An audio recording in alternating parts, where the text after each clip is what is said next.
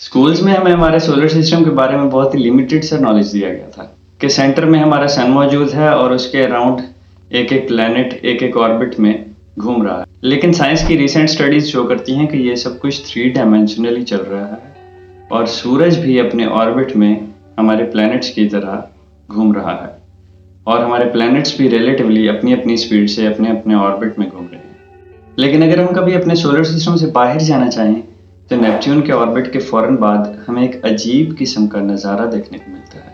ये वो जगह है जहां आज तक किसी इंसान ने जाने का सोचा भी नहीं और ना ही हम इतने टेक्नोलॉजिकली एडवांस्ड हैं कि वहां तक पहुंच सकें। नेपच्यून के ऑर्बिट के बाहर बर्फ और पत्थरों के एक ढेर ने हमारे सोलर सिस्टम को पूरी तरह से घेरा हुआ है। साइंस इस डेब्रिस को कुइपर बेल्ट का नाम देती है, जो कि हमारे सोलर सिस्टम में 4.5 से 7.5 बिलियन किलोमीटर्स तक फैला हुआ है। इस जमी हुई डिस्क में उस वक्त से लाखों करोड़ों स्क्रैप्स मौजूद हैं जिस वक्त हमारे सोलर सिस्टम की फॉर्मेशन हुई थी। इस पत्थरों के ढेर में एक इंतहाई स्ट्रेंज किस्म का बोना सा प्लैनेट भी भटकता हुआ फिर रहा है। हाउमिया, अंडे की शक्ल का ये बोना प्लैनेट अपने अराउंड 2 चांद और एक रिंग रखता है और ये हमारे सोलर सिस्टम में सबसे फास्ट घूमने वाला ऑब्जेक्ट है।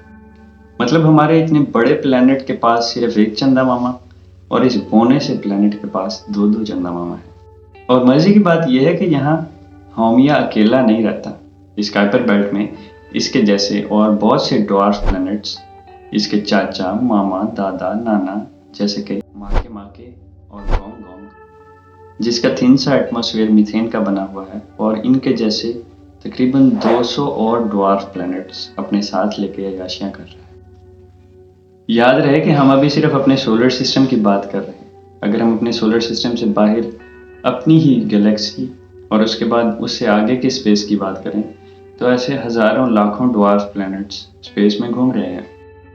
शायद किसी दिन जब इंसान इतना टेक्नोलॉजिकली एडवांस्ड हो गया कि हमारी गैलेक्सी और दूसरी गैलेक्सीज के बीच ट्रैवल शुरू कर दिया, तो ये छोटी छोटी सी दुनियाएं हमारे लिए उस लंबे सफ़र के लिए बेस कैंप्स का काम करें।